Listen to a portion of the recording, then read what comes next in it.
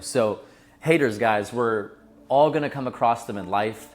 It's something that I've dealt with more and more and more as I've leveled up in life and as I've gotten older. And there's those common sayings, haters are your motivators, hate never comes from above.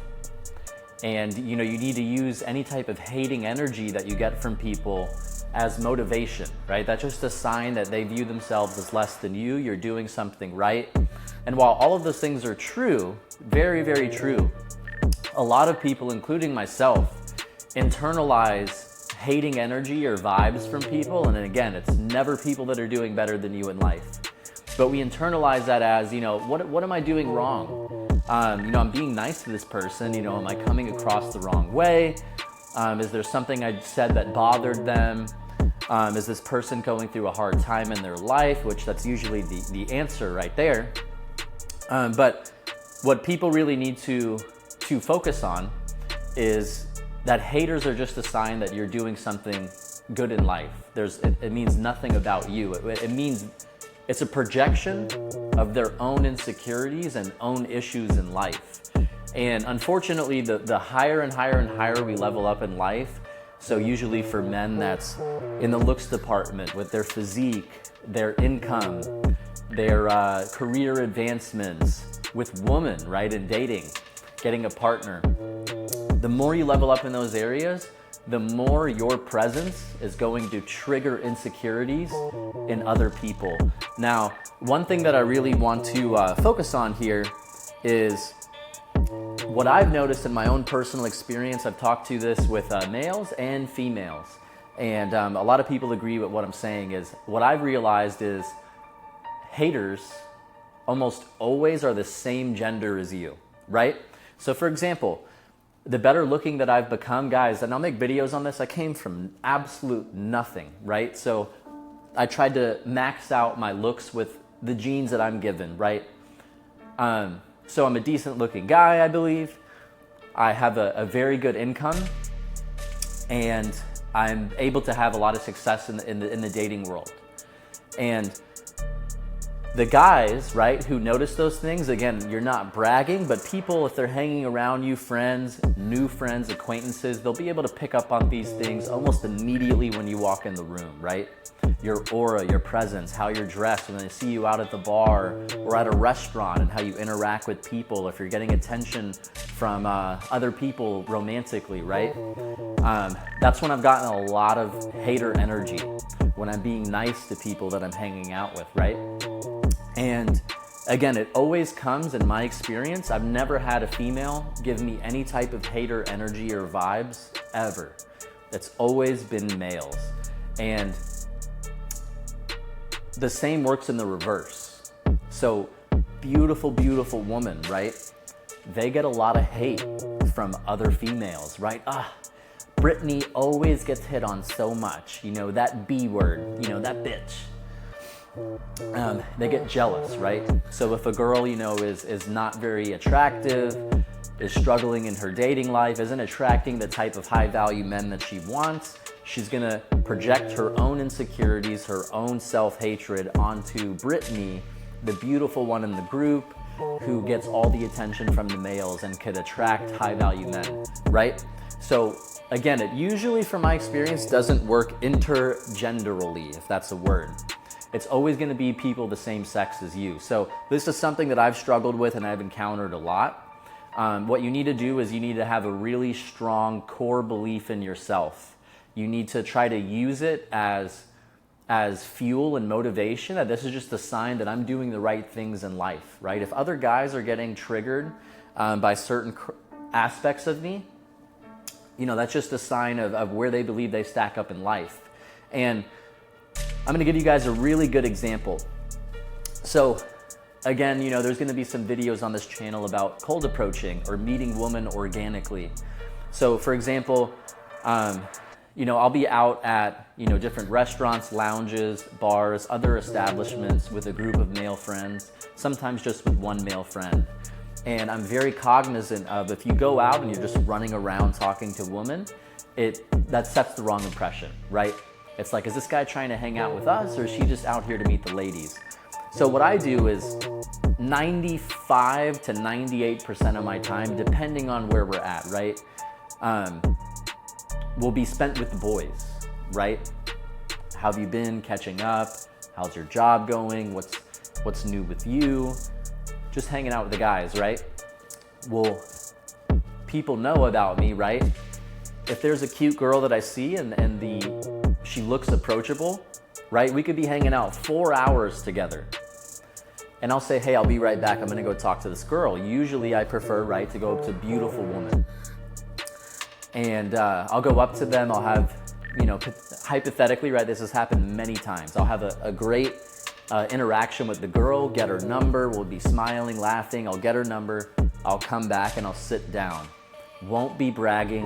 Won't have an aura like I've seen other guys of like, yeah, I'm that guy. Like toxic, masculine vibes. Like, I'll just come back, I won't say anything. I'll be just super chill like I am right now. And I'll sense the hater energy straight up.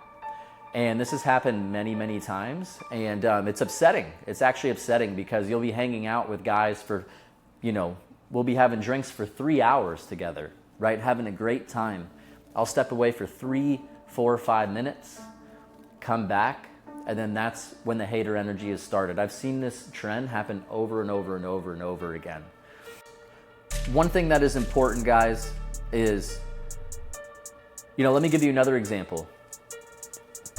So there are guys that I've gone out with to bars, nightclubs, and we would go out there to hang out with the boys, but all of us, we would talk about it a lot, we're really all out there as well. 50% of the time, we're actively talking and trying to cold approach women. Now, different guys have different levels of comfortability, social anxiety, confidence with talking to women. Some of them are very awkward. Some of them do a great job, right? Some of them are more reserved. Some of them are more experienced. And there's a guy in particular that I don't hang out with anymore. I cut him out of my life, a hater. And I realized over and over and over again, this was over the course of many months, right? A friend of mine, I realized that I was really progressing with cold approaching when we'd go out to bars and nightclubs together. And I was going up to girls, in my opinion, that were just completely out of his league, right? And he noticed over time that I was getting dates with these girls, that I was getting their numbers, the interactions were going really well. And he started to interrupt a lot of the interactions. I'd be in mid-dialogue with the girls, and then he'd go up and he'd make comments about like the clothes they're wearing, or hey, I'm Nick, I just wanted to go ahead and introduce myself. And what I ended up telling him is, hey man, when I'm talking to a girl, can you please not interrupt me? I'd appreciate that. He goes, hey, I didn't mean anything by it. And I said, no worries, man, it's all good. Then it kept happening over and over. And I'm like, dude, does this guy just lack social awareness, or is this on purpose? My intuition told me it's on purpose and that he was trying to ruin the interactions. And so over the course of months, right, we'd hang out here and there, it started happening again. And I started to get more assertive with my boundaries. And I said, hey man, never again. This is never going to happen again, okay? Stop interrupting me when I'm talking to girls. Hey man, I'm sorry, I didn't mean to do it, I won't do it again. And kept happening, right? About 2 more times. So I said, hey man, I know you say you don't mean anything by it, right? I'm not sure if you're just, aloof or this is calculated, but I'm letting you know right now, after like the 10th time of this happening, I will never talk to you again. If you do this again, I will never talk to you again, okay? When I'm talking to a girl, I don't interrupt you. Stop interrupting me. And the whole moral of the story, guys, is I was getting hater vibes from this guy. He was jealous because he can't get girls or dates, really, and he wasn't doing good with cold approaching. And so, long story short, he did it to another guy in our social circle, and that guy believed it was 100% calculated, and they got in a big fight. He's like, dude, he's interrupting and it's on purpose. And I said, dude, I think so too. So I told him, hey, I heard that you did this to this guy. Again, if you do this to me one more time, I will never talk to you again. So he's like, Eric, he goes, I apologize. I promise you it'll never happen again. 10 minutes later, I'm talking to a beautiful girl. We matched on Hinge together. We exchanged a few messages, fell out of touch. So I walked up to her. I said, I think we matched on Hinge. We were chatting. It was going really well. beautiful girl that I was interested in.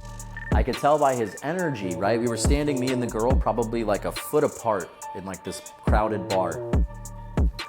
He walks up about 2 minutes into the interaction and he goes, hey, I just want to introduce myself. And he like comes in between us, shakes the girl's hand. And right in that moment, with the energy that he had, I could tell this, that was the final straw. This shit's calculated. And so completely cut him out of my life, right? Then the gaslighting starts. Then the, hey, you're childish. You cut me out of your life. You take this too seriously. I'm like, dude, you disrespected my boundaries over and over and over again. I was really cool with you. But, that's the final straw, man. We're never going to talk again. And to this day, we've never talked again. That's an example. Another very quick story and example is there's another different guy who was in this social circle that admitted to another guy that he gets jealous and insecure of me when we go out seeing my success with the ladies and my ability to meet women organically. And he admitted that he tries to sabotage my interactions. This is a different guy. For example, I'd go up and get a girl's number, have a great interaction, and then he'd go up right after and try to get her number. And I'm like, dude, I've been through this. I've been through this before with another guy. Listen, you're not gonna do this to me again, never again, okay? So this guy only did it to me once. Once he admitted to my friend that it was calculated, my buddy was like, hey, he's like, I wanna let you know what he said. Once he said that, I've never hung out with him ever again. He's pleaded, he's begged with me, let's hang out, I'm sorry. I said, dude, never again. It's not happening. So guys, those are two examples personally, and I have a lot more that I'll share. Again, this was regarding haters and these people that, right, have an insecurity. They see someone putting the work in who's done so much work to level myself up and to be able to talk to girls. And, these guys, are struggling in that department or aren't on the same level. And they become haters when you've been a genuine, positive, supportive friend to them. So that's what you'll experience. You'll experience at work too, right? So for example, if you're younger than a lot of people, handsome, performing better, making more money, and you're working with people 20 years older than you that have a wife and kids to support, they're not gonna like you most of the time. Doesn't matter how nice you are, doesn't matter how much, of a good employee you are. These people are gonna be jealous. They're gonna say, wow, this guy's 20 years younger than me. He's single, he has no one to support. He makes more money than me, he outperforms me. Look at how he dresses, his shirts are tight, I bet he's full of himself. And they don't like you, because the key moral, guys, and the reason I'm making this video is when you level up in life, your presence, right? People know where they stack up against you.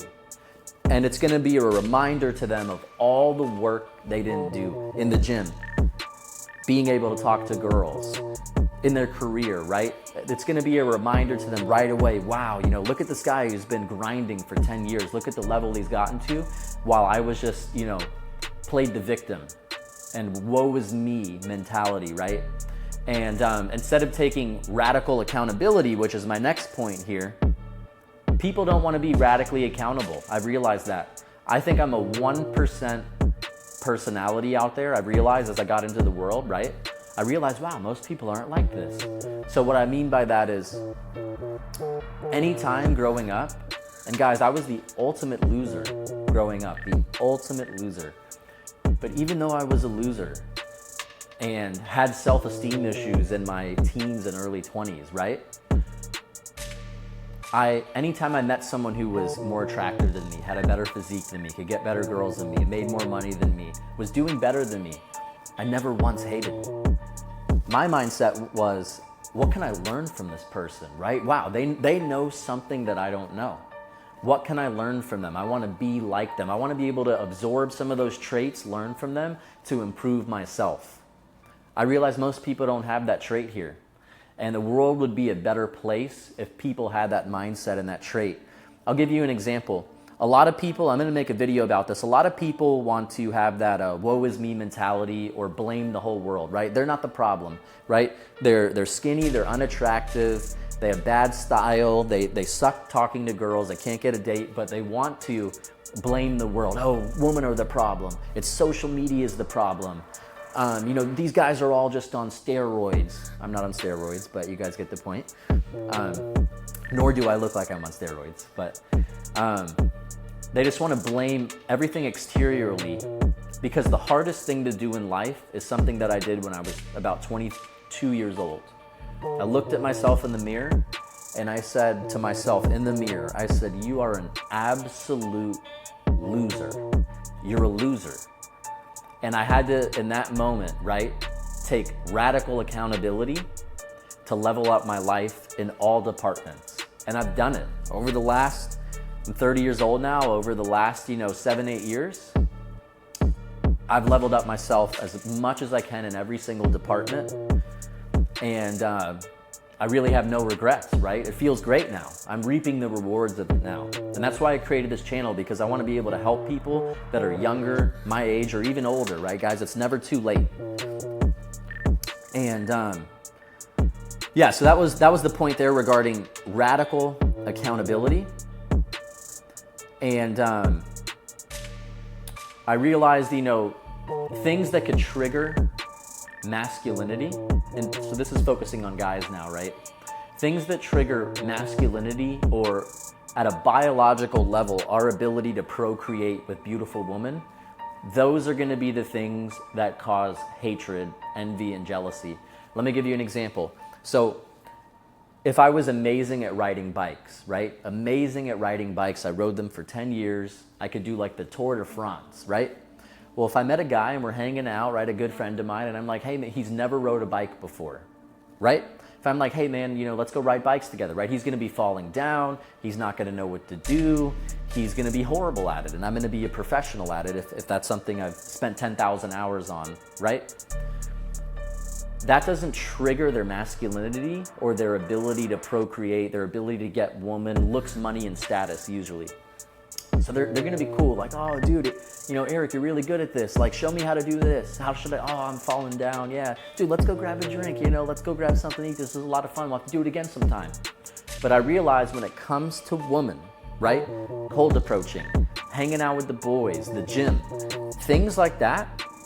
That's where people's insecurities, males' insecurities, get triggered the deepest that I've ever seen.